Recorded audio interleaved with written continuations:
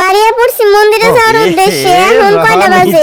একটা বাজে মনে হয়। বাইরে রোদ আর গরম দেখে তো বুঝতেছেনি মন্দিরে কিসের নিয়ে যাইতেছি, চলেন দেখামুনি। আর এই যে দেখেন রাস্তার মধ্যে গরু দাঁড়ায় রয়েছে, গরু গুনের যেমন তেমন করে পাশ কাটিয়ে আর এই যে দেখেন পৌঁছে গেছি মন্দিরে। সেই দেখেন বাড়ি থেকে চকলেট নিয়ে এসে এই চকলেট খাওয়া শুরু করছে। মন্দিরে আজকে কিসের অনুষ্ঠান কইতেছি দাঁড়া। এটা তো শ্রাবণ মাস চলতেছে, আপনারা জানেনই। আর এক এক দিন এক একজন করে কীর্তন দেয়। আর আমরা এত পুরান হয়ে গেছি রাজস্থানে যে সবাই চিনে। আর পুলাহান গুনেরে দেখেন ফোনটা অন করছে, দেয় সবাই এসে কেমন রঙ তামাশা করতেছে। তার নিকে আমাকে সবাই নিমন্ত্রণ দেয়, মন্দিরে কোনো কিছু হইলেই নিমন্ত্রণ দেয়, আমরাও চলে আসি। ঘুম থেকে ওঠার পর থেকে সারা দিন ভইরা সারা জীবন ভইরা যে এত পাপ কইরা আইছি, তার নিকে মন্দিরে কেউ কিছু কইলে না করি না, সাথে সাথে চলে আসি। আমি যে আপনি এত কথা কইলাম, আমার পিছনে কি লক্ষ্য করছেন? এই যে দেখেন দেখেন দেখেন কীর্তন হইতেছে আর নাচবো না। আর এই যে দেখেন ওরা বুইরা হয়ে গেছে, তাও কি সুন্দর নাচ কামিছে। আমাকে মেলাবার নাচার নিকে টান দিছে, আমরা তো নাইছাই পারি না, তার নিকে আমরা খালি নাচ দেখি। বুইরা হয়ে গেছে তাও কি সুন্দর নাচে। আর এই জায়গার তো দেখছে